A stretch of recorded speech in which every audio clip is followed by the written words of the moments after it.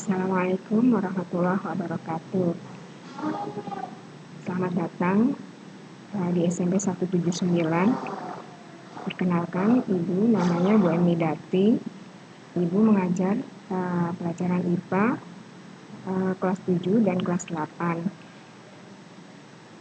Dan sekarang sebagai wali kelas 7-8. Pada hari ini, di acara MTLS ini, Ibu akan menyajikan materi mengenai efektif belajar, efektif mengelola waktu. Nah, di sini akan diberikan materi mengenai cara belajar efektif dengan tips yang benar dan efisien. Kemudian cara mengatur waktu secara efektif dan efisien.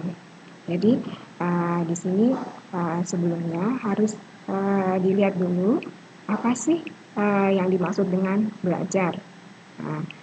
Belajar adalah suatu kegiatan yang dilakukan oleh pelajar. Tujuannya adalah memahami suatu materi dan dilakukan secara rutin. Berarti belajar ini adalah wajib bagi pelajar. Kemudian belajar yang efektif itu belajar yang bagaimana? Nah, belajar efektif ini pemahamannya dulu. Belajar efektif ini adalah usaha kita ya yang dilakukan oleh seseorang untuk merubah perilaku dari tidak tahu menjadi tahu. Misalkan ada seseorang dia menulis dan sudah membaca dan menulis, tapi belum merubah pengetahuan, tapi tidak tahu apa-apa yang dia tulis dan dia baca, itu artinya dia masih belajarnya belum efektif. Nah, nanti di sini akan Ibu tayangkan lagi bagaimana tips dalam belajar efektif. Nah, kita lihat untuk mencapai belajar yang efektif, ada tips-tips belajarnya yang baik dan efisien. Nah, bagaimana tipsnya apa aja? Pertama, kita lihat tipsnya adalah belajar kelompok. Nah, di dalam belajar kelompok, siswa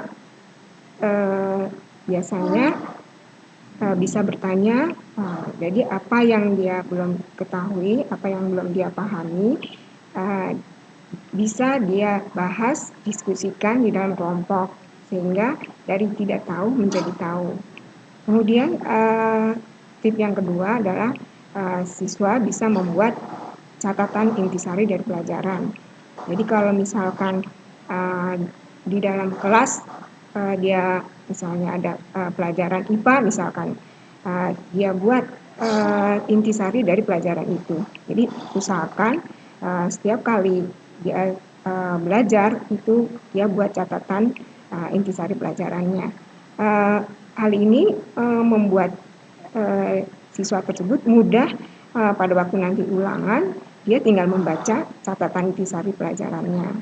Kemudian yang ketiga, siswa harus disiplin dalam belajar. Disiplin dalam belajar maksudnya di sini adalah siswa tersebut harus menepati waktu saatnya dia belajar, berarti dia harus belajar. Jadi jangan misalkan saatnya belajar malah dia main gitu, atau misalkan saat ada tugas dia abaikan, nah itu berarti dia kurang disiplin dalam belajar. Kemudian yang keempat, tips belajar yang baik dan benar ini adalah membuat perencanaan belajar yang baik. Nah, dalam membuat perencanaan belajar yang baik ini, siswa sebaiknya dia buat target. Jadi dalam satu mata pelajaran misalkan dia buat target, dia targetkan misalnya seperti pelajaran IPA, saya targetkan untuk mendapatkan nilai IPA minimal 85 misalkan seperti itu. Jadi dalam tips belajar yang baik itu sebenarnya kita buat target. Nah, dalam target itu kita akan dengan adanya target kita lebih semangat dan kita akan berusaha untuk mencapai target, mendapatkan nilai yang terbaik. Nah, gitu. Jadi kita buat dulu target, kemudian dari target itu kita buat rencana. Nah, rencana belajar. Jadi rencana yang kita atur sesuai dengan banyaknya pelajaran, kemudian kita atur waktunya, kita buat jadwal belajarnya. Tuh. Nah, tip yang kelima adalah belajar dengan serius dan tekun. Jadi setelah kita buat perencanaan, kita belajarnya itu saat belajar kita harus selalu diterangkan oleh guru, harus benar-benar perhatikan dan jangan main-main. Jadi harus serius, kemudian kita tekuni, pasti kita bisa. Kemudian yang keenam itu misalkan ada tugas dari guru, segera kerjakan PR-nya gitu. Kemudian kalau jadi jangan ditunda-tunda, misalkan ada PR, jangan nanti dulu deh gitu. Nah, jadi usahakan secepatnya dikerjakan. Karena kalau misalkan PR-nya nggak disegerakan, biasanya kadang suka lupa gitu. Jadi di sini untuk mencapai belajar yang efektif, tip-tipnya adalah pertama tadi belajar kelompok, kemudian kita membuat catatan intisari pelajaran, kemudian disiplin dalam belajar, membuat perencanaan belajar yang baik, kemudian belajar dengan serius dan tekun, kita mengerjakan PR atau tugas dari guru. Nah, ini dia diusahakan dengan baik. Nah, kemudian berikutnya bagaimana caranya mengatur belajar secara efisien dan efektif. Nah, di sini pertama kita buat dulu jadwal belajarnya. Jadi jadwal belajar yang kita buat ini kita sesuaikan dengan jumlah pelajaran yang dipelajari dengan waktu belajar kita. Nah, tetapkan waktu belajar. Misal pilih waktu belajar yang tenang. Kalau misalkan kita merasa tenang di malam hari, tapi jangan terlalu malam. Karena kalau malam misalkan saya mau belajarnya jam 2, nah nanti akhirnya akan kesulitan pada waktu misalnya bangun pagi gitu. Jadi memang kita pilih waktu yang tenang, tapi waktunya itu sebaiknya misalkan setelah isya gitu. Jadi sebelum setelah sholat isya, nah di malam hari itu lebih baik. Kalau misalnya siang hari setelah kita misalnya setelah pulang sekolah, kalau kita pulang sekolah pasti kita kan capek. Nah, kita istirahat dulu. Nah, terus kita bisa agak santai dulu di misalnya pas lagi asar gitu ya, kita agak santai. Nah, terus kita atur dulu nih, kita rencanakan nih nanti malam saya mau belajar apa gitu. Nah, jadi seperti itu. Kemudian tip yang ketiganya itu cara mengatur waktu yang baik lagi, kita ulangi lagi pelajaran yang udah kita pelajari di kelas. Jadi misalkan jangan merasa gini, kalau misalnya nggak ada PR, saya nggak belajar, itu salah. Jadi walaupun nggak ada PR, misalnya kan guru tidak memberi tugas, nah kita tetap belajar. Jadi kita ulangi pelajaran yang udah dipelajari tadi di kelas gitu.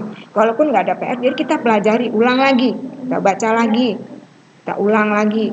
Nah, jadi kalau kita ulang lagi apa yang udah kita pelajari, itu kita nggak cepat lupa gitu. Kemudian berikutnya, cara mengatur waktu yang berikutnya adalah kita buat waktu belajar kita lebih lama untuk pelajaran yang sulit. Misalkan gini, kita mengalami kesulitan di pelajaran matematik, atau misalnya pelajaran IPA, wah saya nggak bisa nih belajar IPA. Gimana nih gitu. Ya udah, jadi kita buat waktu belajar untuk pelajaran yang khusus itu, misalkan kayak matematik, kita buat waktunya bisa lebih lama gitu. Jadi maksudnya lebih lama gini, kita perbanyak. Jadi misalnya sekarang belajar matematik, bisa aja besok juga kita pelajarin juga matematik gitu. Jadi kita buat waktu belajarnya lebih lama untuk pelajaran yang lebih sulit. Kemudian tip berikut itu cara mengatur waktu yang lebih baik lagi. Jadi kita jangan terlalu memforsir belajar terus, jangan. Jadi usahakan kita luangkan waktu juga untuk beribadah dan berdoa. Serta juga kita atur ada waktu bermain. Jadi nggak hanya kita belajar terus, memforsir waktu belajar tanpa ada batas waktu untuk bermain atau kita beribadah. Jadi luangkan waktu untuk beribadah dan berdoa. Nah, itu adalah cara mengatur waktu belajar secara efisien dan efektif. Jadi diingat ya, di sini mengatur waktunya, pertama kita buat jadwal. Nah, setelah kita jadwalnya disesuaikan dengan jumlah pelajaran, kemudian kita tetapkan waktu belajar yang efektif. Misalnya kita senangnya belajar kapan nih, gitu. Terus kapan nih waktu tenangnya. Kemudian berikutnya kita ulangi pelajaran yang kita pelajari di kelas. Jadi walaupun tidak ada PR, misalkan guru hari itu tidak masih baru perkenalan atau misalnya pokoknya hanya menerangkan tapi tidak ada PR, tapi kita tetap pokoknya ulangi pelajaran yang dipelajari di kelas di hari itu. Jadi supaya nggak lupa gitu. Kalau misalnya walaupun nggak ada PR, kita coba aja berlatih. Misalnya ada latihan, kita lihat bukunya gitu. Kemudian cara mengatur waktu yang secara efisien berikutnya adalah buat waktu belajar yang lebih lama untuk pelajaran yang kita anggap sulit. Nah, terus yang ini meluangkan waktu untuk beribadah, berdoa, serta atur waktu bermain. Jadi kita dalam mengatur waktu jangan misalnya belajar terus. Ya, kita ini atur waktu juga ya untuk beribadah dan berdoa. Nah, itulah cara-cara ini ya biar efektif kita mengelola waktu. Nah, demikianlah materi yang disampaikan oleh Ibu di sini. Jadi diingat ya, kita dalam belajar, jadi belajar yang efektif, belajarnya kita pakai target dan diusahakan dari tidak tahu menjadi tahu. Nah, terus di sini jadi cara-cara mengatur waktunya juga sudah kita pelajari ya. Nah, semoga apa yang disajikan oleh Ibu bermanfaat, bisa diterapkan oleh kalian semua. Terima kasih. Assalamualaikum warahmatullahi wabarakatuh.